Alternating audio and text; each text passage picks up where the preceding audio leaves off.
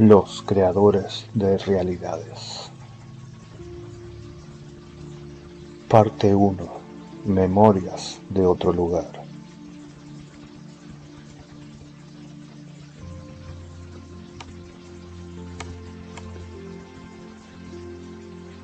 Episodio 1. Las auroras boreales. Las auroras boreales. Aunque pueda sonarles a algunos ridículo, esa era posiblemente la principal razón por la que seguía viviendo en ese país. No era la única, por supuesto, pero sí de las primeras que me venían a la cabeza cuando me ponía a reflexionar sobre ello. El admirar el espectáculo del cielo nocturno tenía un peso importante en mi decisión de continuar con mi vida en la bella Suecia. Las despejadas noches donde se veían infinidad de estrellas, distinguiéndose perfectamente el llamado Camino de Santiago, o lo que es lo mismo, los brazos espirales enriquecidos con nebulosas de gases de nuestra galaxia, no tenía precio para mí. Disfrutar de ellas, ya sea a simple vista o ayudado con prismáticos o con un telescopio, era una de mis actividades favoritas. Otra razón por la que decidí quedarme era la calma y la tranquilidad que encontraba en ese lugar. Enormes extensiones repletas de ríos, lagos y bosques, donde los largos pinos y abetos dominaban el paisaje y donde la poca densidad de población se mantenía a lo largo de toda la región. Mucho espacio entre casa y casa, muchos kilómetros entre pueblo y pueblo, un sitio ideal para el que le gustase conducir, como era mi caso, y evitar en lo posible el contacto con otras personas.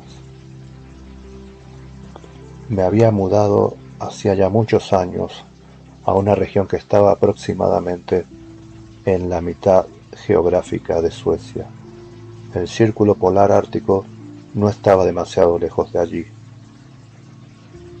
Había esto supuesto en su momento un cambio radical para mí, pasar de la claridad mediterránea de la Costa del Sol al frío clima escandinavo donde, entre otras cosas, destacaba la brevedad del verano, cambios drásticos de temperaturas en un mismo día y el largo invierno que se llegaba a extender desde noviembre hasta finales de abril e incluso bien entrado el mes de mayo en algunas ocasiones. El motivo que originó dicho cambio, el amor, por supuesto. Teníamos que tomar una decisión con Linda, mi novia por aquel entonces y futura esposa, para poner solución al tema de las distancias, y fui yo el que decidió dar el paso hacia adelante e ir al país de la mujer que amaba. También pensábamos que era lo mejor, pues ella quería estar cerca de su familia, cuidar de sus padres ancianos. Nos casamos al poco tiempo de mudarnos a Suecia, tuvimos hijos. De ellos hablaré más adelante. Solo decir por ahora que tristemente años más tarde y por diferencias irreconciliables habíamos acabado divorciándonos. Pero la seguía amando, inmensamente, con locura. Al divorciarme se presentó un gran dilema, si volver al Mediterráneo, donde había pasado la mayor parte de mi vida, o seguir allí en el país vikingo. Decidí lo segundo, no solo por lo ya descrito anteriormente, sino por muchas otras razones más terrenales, como el estar más cerca de mis hijos, mantener mi puesto de trabajo cuya remuneración no estaba nada mal, mi apego a la rutina y especialmente al lugar. Me sentía parte del mismo. Había nacido dentro de mí un sentido de pertenencia con el entorno que me sentía parte de esa naturaleza que me traía tanta calma y paz a mi vida. Era para mí un verdadero placer salir a caminar por esos maravillosos paisajes, respirar profundamente la pureza de ese aire. No era raro toparme después de una caída del sol con el llamado rey del bosque, Skogen Skog en sueco, el alce, animal que, pese a su imponente tamaño, suele ser inofensivo si no se le provoca. Tampoco lo era que por momentos uno no escuchase más que un río fluyendo y el cantar de los pájaros, a veces incluso sin necesidad de salir de mi pueblo, el cual no llegaba a superar los 5.000 habitantes. Así de tranquilo era el lugar.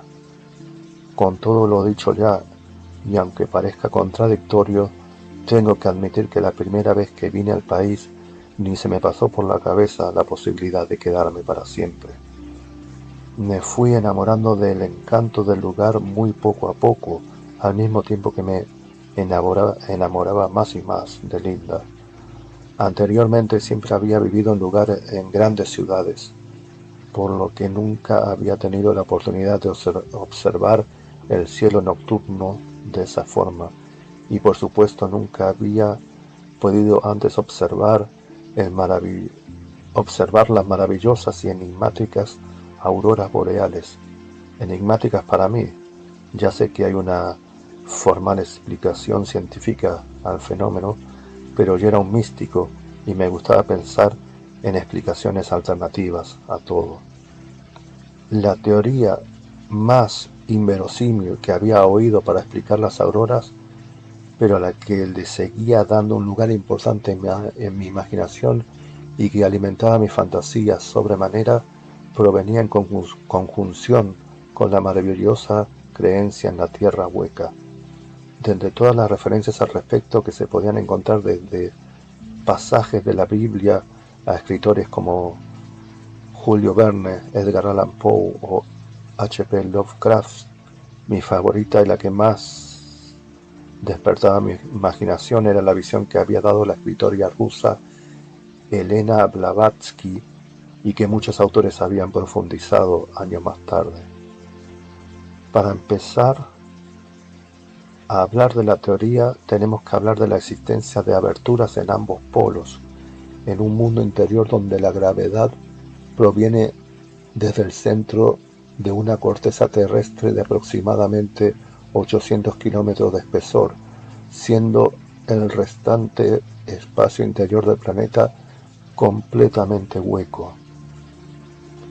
Así, según esto, los intraterrestres, habitantes del interior de nuestro planeta, se ven atraídos por la gravedad de esa corteza, al igual que los habitantes de la superficie. La localización exacta de las aberturas polares, según las teorías de conspiración, permanecerían ocultas al común de los mortales por sociedades secretas que manipulan a los gobiernos más poderosos del planeta. En el interior de la Tierra, dice la teoría, se puede encontrar también lo mismo que en la superficie: civilizaciones, países, ciudades, continentes, ríos y lagos. Incluso es iluminada por un pequeño sol interior, por lo que siempre es de día para sus habitantes, los cuales, por cierto, serían más avanzados que nosotros. Con esto se da lugar a una explicación alternativa del fenómeno ovni. En lugar de naves provenientes del espacio exterior, como afirman algunos, los objetos no identificados podrían bien venir del espacio interior. La curvatura de ese mundo, a diferencia de lo que conocemos, se produciría hacia arriba, por lo que las vistas serían formidables, casi inimaginables para nosotros, habitantes de la superficie externa. Pues bien, según esta fascinante teoría, las auroras que se dan en ambos polos de nuestro planeta no serían otra cosa que resplandores provocados por los rayos del sol interior escapando por las mencionadas aberturas polares. Científicamente una teoría fácilmente refutable, lo sé, pero me encantaba dejarme llevar por mi imaginación, preguntándome una y otra vez cómo sería ese mundo, cómo serían esas ciudades y esos habitantes y cómo sería apreciar la curvatura del planeta hacia arriba. ¿Hasta dónde alcanzaríamos a ver a simple vista? ¿Se podrían ver los otros continentes con ayuda de telescopios? Para observar el fenómeno de las auroras y el cielo en general, mi lugar favorito en el mundo era mi pequeña cabaña en el bosque, a varios kilómetros del pueblo más cercano y a varios centenares de metros de otra construcción humana alguna. Tras el divorcio, Linda se había quedado con los niños, el dinero, la casa y casi todos los bienes materiales, pero no me importaba. Yo me había quedado con esa hermosa cabaña en lo profundo del bosque y con el coche para llegar hacia ella. Lugar ideal también para escapar a la aburrida rutina. De momento me las arreglaba con mi trabajo de oficina. Alquilaba un pequeño piso cerca del trabajo en el centro del pueblo y aunque sin ahorrar fortunas tenía para mis gastos y algún que otro viaje me podía permitir. Podía ir andando de mi piso al trabajo si el tiempo lo permitía, claro, un paseo de 15 minutos. Y seguía viendo a mis hijos un fin de semana al mes, asegurándome de seguir en contacto y que no olvidasen a su padre. Si había alguna emergencia, Linda sabía que podía contar conmigo, ya que seguíamos viviendo en el mismo pueblo, aunque en diferentes barrios del mismo. Mi trabajo de asesor jurídico simplemente lo hacía para subsistir, pero la verdad me interesaba más bien poco. Además de no llenarme, me quitaba demasiado tiempo y sacrificio, pero era lo que había. Las facturas no se iban a pagar solas. Lo hacía sin quejarme demasiado. Eso sí, en cuanto ponía mis pies fuera de las oficinas, no me importaba lo más mínimo si ardía el edificio. Lo que de verdad me llenaba e intentaba ir cada vez que me lo podía permitir era estar en ese lugar del bosque, sin que me molestase, sin nadie que me molestase, desconectando el teléfono, haciendo de cuenta por un par de días que era el único ser humano sobre la faz de la tierra. Siempre había sido un soñador, un pensador, un alma inquieta. Reflexionar, meditar, hacerme las grandes preguntas que, si bien seguían sin respuestas, seguían teniendo la necesidad de formularlas una y otra vez. Era lo que de verdad me importaba. El alcanzar el estado óptimo de meditación, cuando la mente queda completamente en blanco, no se me daba muy a menudo por la estúpida tendencia que tenemos los humanos de estar siempre pensando en algo, de dialogar internamente con nosotros mismos. Muy contadas veces creía alcanzar dicho estado por algunos minutos al menos. Había oído decir que al alcanzarlo podría vencer el miedo a la muerte, ya que la muerte para algunos era algo similar, paz y quietud infinita, sin pensamiento alguno, pero no era mi caso. Aún después de creer alcanzar ese estado, al volver a la normalidad, me volvían a asaltar inmediatamente las mismas dudas existenciales. Esos intentos de meditación casi siempre eran interrumpidos voluntariamente por mí mismo, cuando después de un buen rato me daba cuenta de que no iba a lograr el estado deseado, o en la mayoría de los casos por algún ruido exterior, animales o insectos que llegaban a desconcentrarme muy fácilmente. Recuerdo una vez en particular, sentado junto al lago, hacía calor, estaba completamente desnudo después de haber estado nadando y se me ocurrió meditar un momento antes de vestirme y volver a la cabaña. Había alcanzado un estado de meditación profunda, totalmente inmerso con el entorno, con la naturaleza. Eso no pasaba todos los días. Posiblemente había estado así, completamente inmóvil durante muchos minutos, y hubiera seguido así, quién sabe cuánto tiempo más, de no haberme despertado un cosquilleo. Creo que fue en el pie izquierdo, cosa que me sacó de lleno de mi estado trascendental para volver a la realidad. Fue un cambio tan brusco, inesperado, repentino, que me hizo estremecer y perder la estabilidad, ya que estaba sentado en perfecta postura, con las piernas cruzadas, espalda recta y brazos descansando sobre los muslos. Caí sobre mi espalda maldiciendo, y al levantarme y mirar para ver qué diablos había sido lo que me había causado el cosquilleo, lo único que pude ver fue un minúsculo animal correr por la vegetación hasta desaparecer por detrás de uno de los tantos abetos tan típicos de esa región. Tal vez un ratón. Volver a mi estado normal significaba que poco tardaría en entrar de lleno en mi típico estado de incertidumbre, lleno de preguntas sin respuesta, por lo que me puso aún más de mal humor en aquel instante. Pero estando allí en la soledad del bosque, era cuestión de un momento para que se me pasara cualquier enojo. Intentaba encontrar un balance, no llegar a enfados por periodos de tiempo prolongados, ni tampoco a euforias desproporcionadas. Al no tener electricidad en la cabaña, tenía que buscar pasatiempos para echar el rato. No se podía tampoco intentar la meditación 24 horas al día. Algunas de mis aficiones eran tan banales como beber infinidad de latas de cerveza.